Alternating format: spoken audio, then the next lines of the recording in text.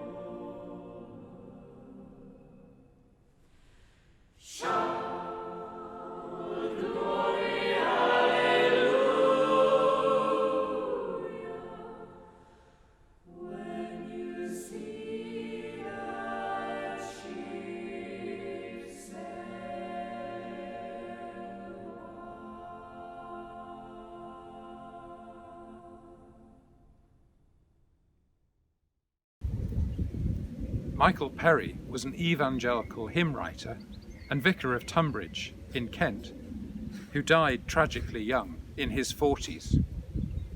Unusually for an evangelical hymn, like a mighty river flowing, focuses not on how Jesus gives us peace, but on what that peace feels like. In each verse, there are two analogies from creation, followed by a turn to human experience of friendship or forgiveness.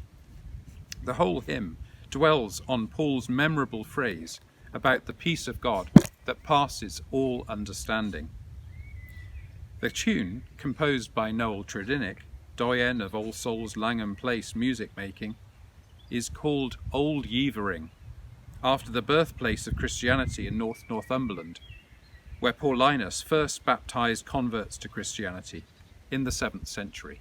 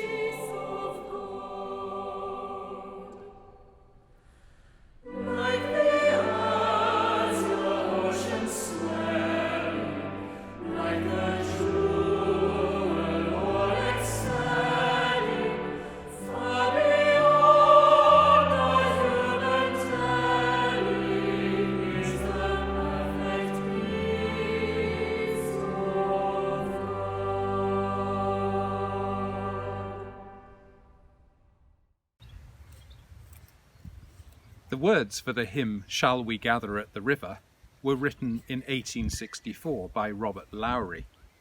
He writes, "One afternoon in July 1864, when I was pastor at Hanson Place Baptist Church, Brooklyn, the weather was oppressively hot, and I was lying on a lounge in a state of physical exhaustion. My imagination began to take itself wings. Visions of the future passed before me with startling vividness. The imagery of the apocalypse took the form of a tableau. Brightest of all were the throne, the heavenly river, and the gathering of the saints. I began to wonder why the hymn writers had said so much about the river of death, and so little about the pure water of life, clear as crystal, proceeding out of the throne of God and the Lamb. As I mused, the words began to construct themselves. They came first as a question of Christian inquiry. Shall we gather? Then they broke in chorus. Yes, we'll gather. On this question and answer, the hymn developed itself. The music came with the hymn.